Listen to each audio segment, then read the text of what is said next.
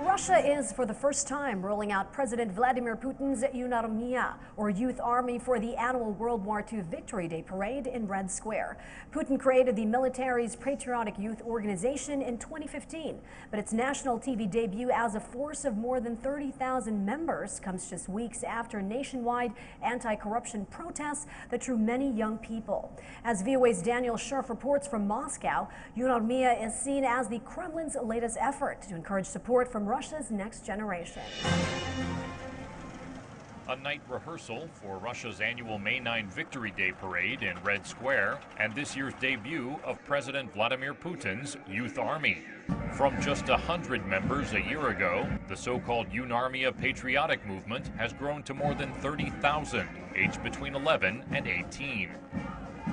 The truth is that Yunarmia is a sort of preventive work against involvement of young people of Russia into the protest movement.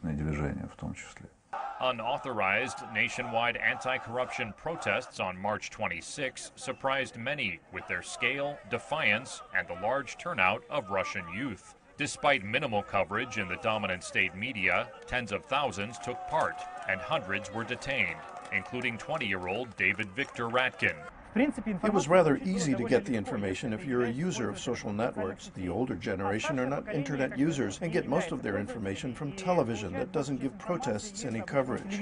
Pro-Kremlin groups have been reaching out online to Russian youth with anti-Western propaganda. Putin's youth army raises concerns about a militarized generation of nationalists.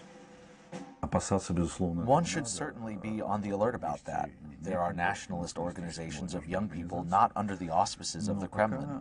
But it seems to me that the Kremlin so far is losing in this field of the direct struggle between the pro-Kremlin youth and the anti-Kremlin one.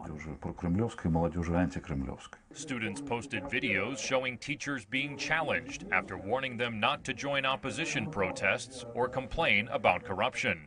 But while some of Russia's urban youth are stirring, they remain a minority. My